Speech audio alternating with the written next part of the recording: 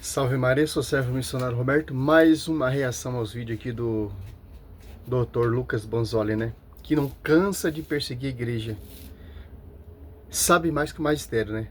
Visão dele, né? Porque a verdade será conhecido pela igreja, Efésios 3:10. Tanto a Bíblia foi organizada, compilada pela igreja.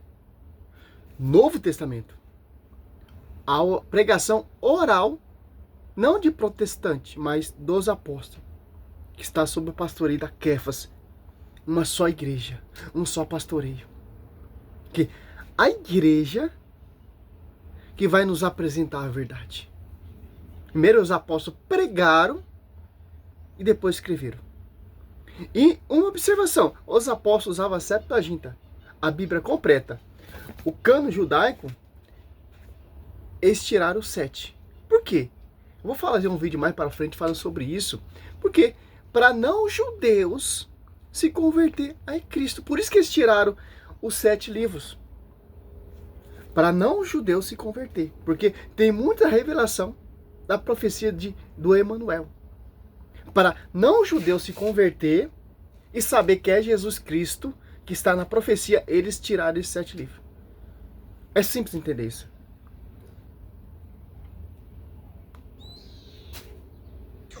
E hoje eu vou responder a um clássico do Padre Paulo Ricardo, aquele vídeo que ele diz que a Bíblia foi feita por católicos e para católicos. Aqui ele vai argumentar que é a Igreja Católica que fez a Bíblia e, portanto, a gente tem que se submeter à autoridade da Igreja Católica. Vamos ver, vou deixar que ele mesmo fale e a gente faz as considerações em cima. Vamos lá. O que para nós católicos basta é o seguinte: quem define quais são os livros sagrados é a Igreja.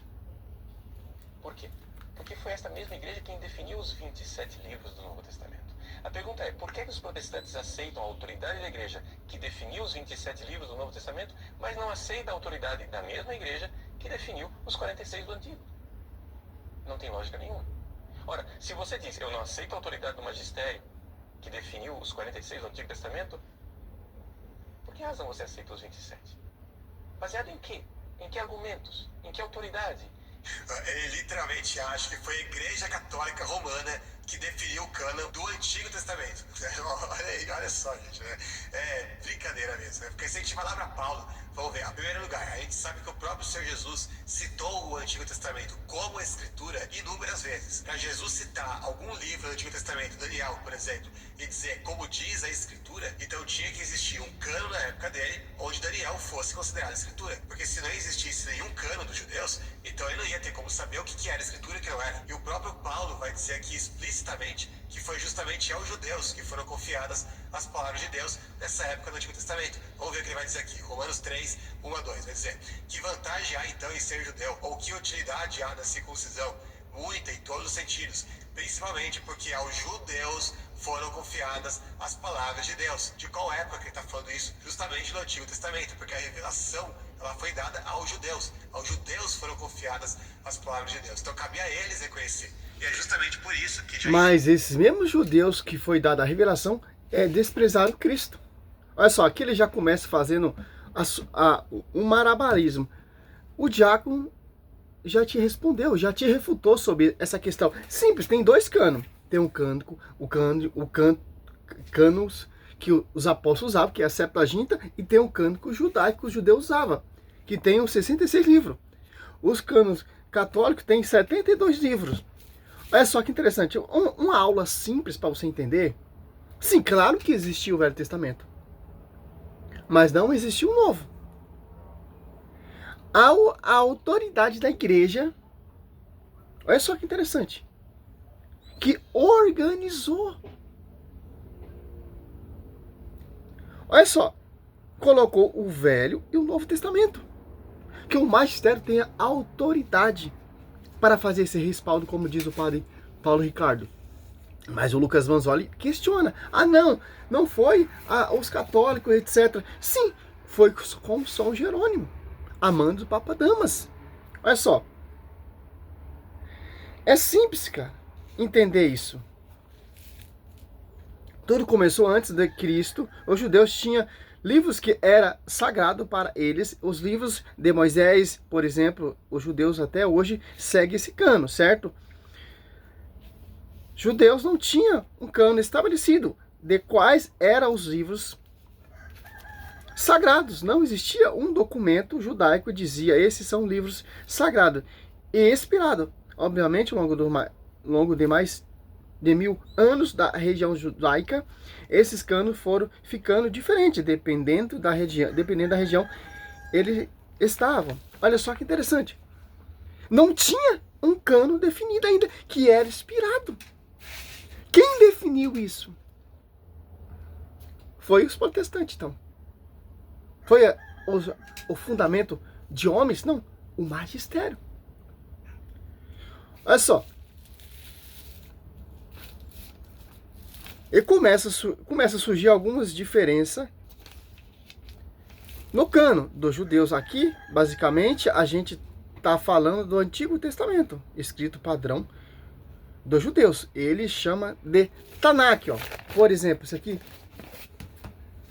a incompleta é Tanakh, os 66 livros.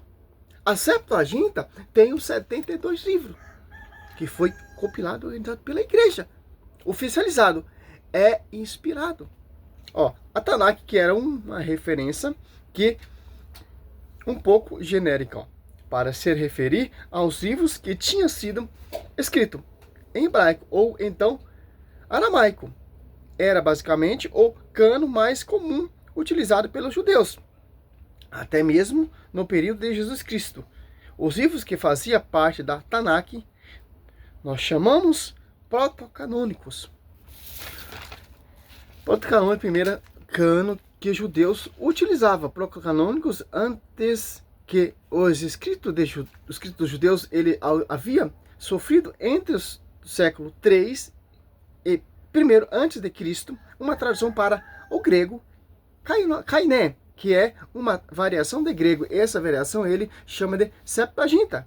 Aqui entramos no termo que a gente quer entrar. Olha só. O Lucas Bonzoli, ele quer dar essas ideias que a igreja não compilou nada. Da onde você tem essa Bíblia, meu querido? Se não foi graças à igreja. Mas ele nega isso. Por quê? Porque são fundamentos de homens. Existia um cano do Antigo Testamento, na época de Jesus, que o próprio Senhor Jesus e também os apóstolos citavam nas suas cartas. É simples de entender isso. Eles não tiveram que esperar séculos e séculos até o concílio cristão definir o cano do Antigo Testamento. Eles já sabiam quais eram os livros que compunham o Antigo Testamento. Inclusive, eu tenho inúmeros vídeos aí refutando os diáconos nesse respeito, né? Enfim, agora vamos chegar naquele vídeo lá, mais... A sua visão, refutando o diácono. Mentira, meu querido, isso é muito mentiroso, pô. Você tem que tomar vergonha na sua cara e começar a pregar a palavra. Você é muito mentiroso, Lucas Bonzoli. Que é justamente aquela parte onde ele não apenas vai dizer que a Igreja Católica que definiu o cano do Antigo Testamento antes mesmo que existisse Igreja Católica, mas também que a Bíblia, o que inclui, claro, o Antigo Testamento, foi feito por católicos também. Olha o que ele vai dizer aqui. Houve um professor meu, o padre Karl Becker, um jesuíta, professor na Gregoriana, ele nos escandalizou a todos, mas depois eu pensei, ele tinha razão. Ele nos escandalizou a todos em sala de aula, quando um dia, em sala de aula, ele chegou e disse: gente, a Bíblia foi escrita por católicos e para os católicos. Eu fiquei escandalizado, chocado na hora, mas depois eu pensei, não é que o velho tem razão? Que coisa absurda. Isso aí que você disse é tudo burrice. Pois é, né? Eu já consigo até imaginar Moisés rezando o terço, Isaías importando uma imagem da Santa Quitéria para curar as mordidas de cachorro que ele sofria, Jeremias. Meu, já saiu fora, ó.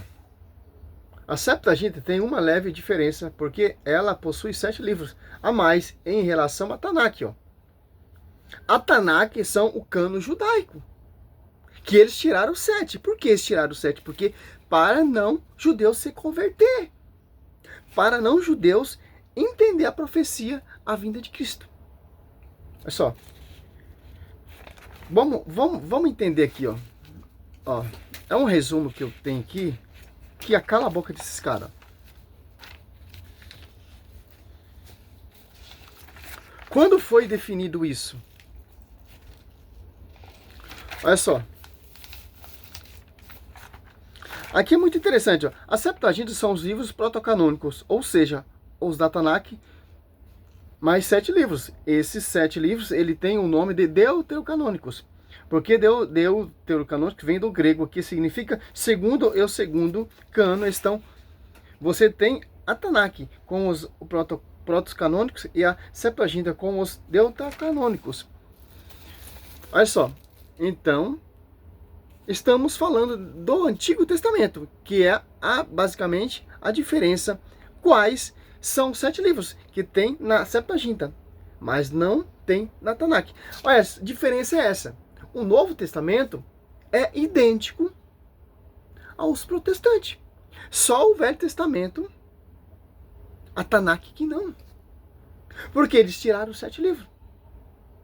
A Reforma Protestante, quando Martinho Lutero ele foi escrever a sua tradução para o alemão, ele tirou esses 7 livros. Mas ele usava o quê? Ele usou a tradução da Septuaginta. É simples, ele preferiu seguir o cano judaico, não o cano que os apóstolos seguiu. Para nós, o que importa não é qual Bíblia os judeus usavam, não. Para nós, o que importa, Lucas Banzoli, é qual Bíblia os apóstolos usavam. Qual cano os apóstolos seguiam. Simples entender isso. Olha só. Você já sabe que a igreja crê na fé dos apóstolos. Os apóstolos são os detentores da verdade. Da verdadeira fé que os apóstolos acreditavam. A igreja acredita. Ó. Olha só. Nós acreditamos na fé dos apóstolos. Nós acreditamos que os apóstolos acreditavam. Nós acreditamos que os apóstolos pregavam. Qual Bíblia os apóstolos usavam? Usavam um cano protestante? Velho Testamento?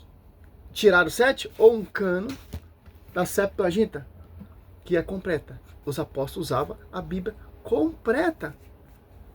Que interessante. Que foi compilada e organizada a São Jerônimo, a mando do Papa São Damas I. Olha só. Para saber, para nós entender que os apóstolos usavam a Septuaginta, não a Tanakh, simples, ó. Só comparar os textos, ó. No Novo Testamento existe 350 citações ao Antigo Testamento. E dessas citações, 85 delas foram certeza registradas de Septuaginta. Da Septuaginta, uma delas, a cada 3 citações de São Paulo, nas suas cartas, vieram da Septuaginta. Então, Paulo usava a Septuaginta. Paulo não usava a Tanakh. Paulo não usava o cano judaico. E Paulo diz aqui, olha só que interessante. De Bíblia agora. 1 Timóteo, 2 Timóteo, né? 2 Timóteo, olha só. 3:16. Toda a escritura é inspirada por Deus, útil para ensinar, para repreender, para corrigir e para formar na justiça. Está citando o Velho Testamento. Toda escritura é inspirada. Toda os 72 livros. Não 66 livros. Olha só. 350 citações da Septuaginta. E cada citações 3 dela é da Septuaginta. E olha só, cara. Uma, por exemplo, é um exemplo quando Jesus está na tentação. Ele cita Deuteronômio, o Mateus 4. Ele dá uma resposta. Mateus 4:4. Está citando Deuteronômio 8:3. Olha, citando o Velho Testamento, ó, da Septuaginta. Como sabemos, os apóstolos, Paulo usava a versão Septuaginta, como saber? Só com fazer a comparação. Em Mateus 4, em Deuteronômio 8:3. Essa passagem de Mateus 4:4, ele refere a passagem ao trecho Deuteronômio. Capítulo 8, versículo 3, no Novo Testamento, cita o Antigo Testamento. Olha só. Deixa bem claro. No texto de Mateus 4, Deuteronômio 8:3, Jesus respondeu. Está escrito na boca de Deus. Se você for conferir na Bíblia hebraica, a Tanakh, o Deuteronômio refere toda a palavra da boca do Senhor. Então, a boca de Deus está na Septuaginta. O texto de Mateus refere, e não a Tanakh. Refere a Septuaginta. Então, para nós, o que interessa, Lucas Banzoli, é o que os apóstolos usavam. Tanto que o fundamento protestante ele segue cânon judaico. Olha só.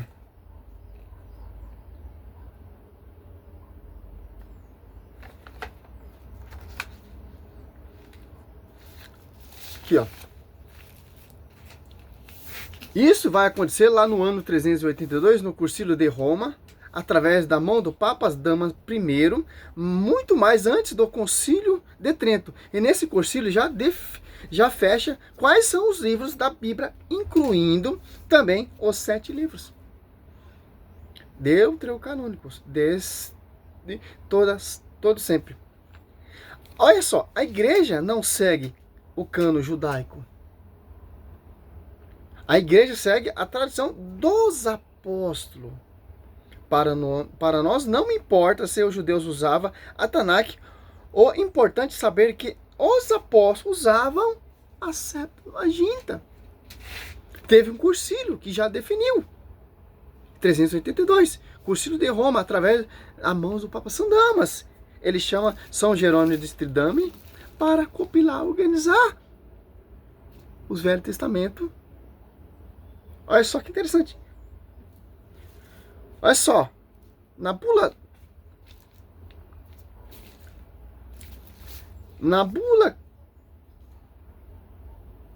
Catato denomina de 1442, a igreja afirma categoricamente que Deus é o autor, olha só, do Antigo e do Novo Testamento. Por isso, venera todos os livros, exclusivamente toda a sua parte. Ó. Na bula papal do Minos, em 1442, já toda a escritura, toda é inspirada. Não inspirada, porque falta 7 livros. Olha só a diferença de uma Bíblia católica para uma Bíblia protestante. Completa, incompleta e adulterada ainda. É isso que o Lucas Banzoli ele quer defender, mas não tem como, irmão.